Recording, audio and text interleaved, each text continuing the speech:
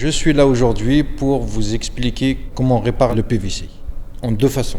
Donc il y a une façon avec le décapeur thermique et l'autre façon c'est la résine spéciale pour le PVC. Quand il y a des traces de pesée, on chauffe le PVC pour le redresser. Il faut bien nettoyer l'impact.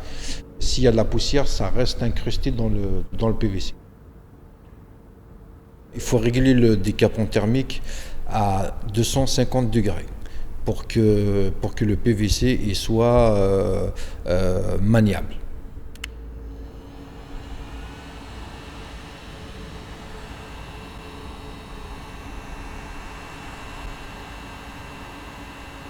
Une fois qu'on a redressé le PVC, il faut un petit peu de ponçage, que ça soit bien lisse comme c'était à l'origine. Une fois qu'on a fait ça, on va utiliser le polish pour le PVC il brille.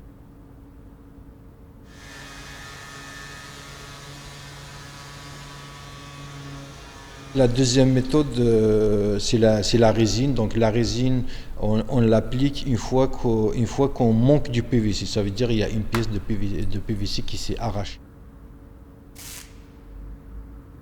On applique un scotch pour définir l'impact.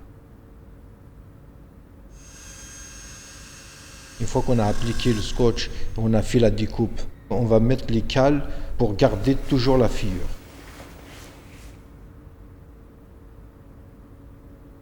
La résine, elle est constituée de deux agents chimiques. Donc il y en a un qui est liquide et l'autre poudre. On mélange les deux, ça fait une résine solide.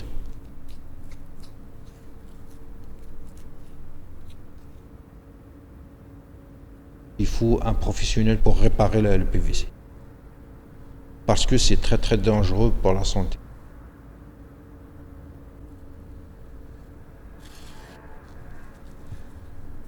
Une fois qu'on a appliqué sur l'impact, donc on doit attendre 25 à 30 minutes à peu près.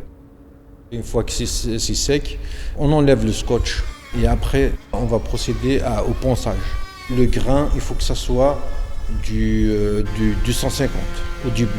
Pour la finition, donc il faut un autre grain de papier vert qui va être entre 300 et 350. Après, on va faire avec le grain de 500. On a fini avec le papier vert 500 et après il faut polisher comme les voitures. Donc il faut appliquer le produit pour que ce soit le PVC brillant.